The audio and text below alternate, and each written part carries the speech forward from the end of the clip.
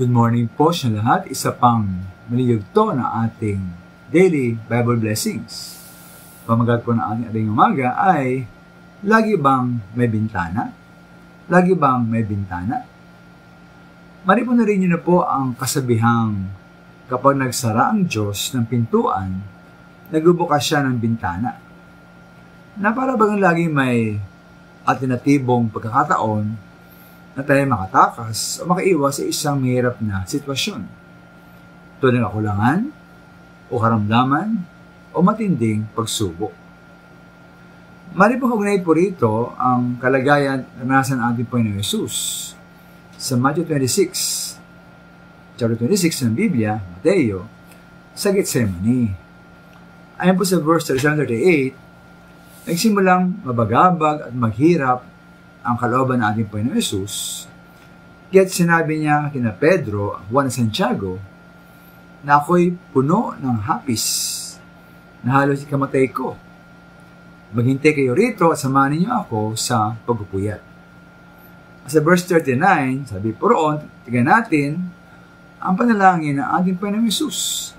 Ayon po rito, lumayo siya ng kaunti, nagpatira pa siya at nanalangin. Ama ko, kung maaari po, ilayo ninyo sa akin ang kopang ito ng paghihirap. Ngunit, hindi po ang kalooban ko, kundi ang kalooban ninyo ang mangyari. At alam naman na mahal, alam natin na hindi po nilayo ng Diyos Ama mula kay Kristo, ating Panginoon Jesus, ang kopang ng paghihirap. Sa halip, lubusan niya itong naranasan sa magitan ng isang malupit at kakilakilabot na kamatayan. Na kailangan mangyari upang tayo mapatawad sa ating mga kasalanan, maligtas at makatiyak ng langit. Kaya naman, para sa akin, okay lang na manalangin tayo sa panahon ng kulangan na punuan ng Diyos ang ating pangailangan. Okay lang na manalangin tayo sa panahon ng karamdaman na tayo pagalingin ng ating Diyos.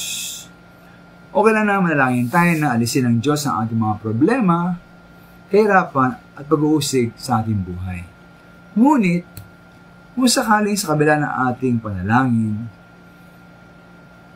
kalooban pala ng Diyos na ibigay at inumin natin ang kopa ng paghihirap, at ibang malugod itong tatanggapin? Handa ba tayong lubusang magpasako sa kalooban ng Diyos? Salamat po.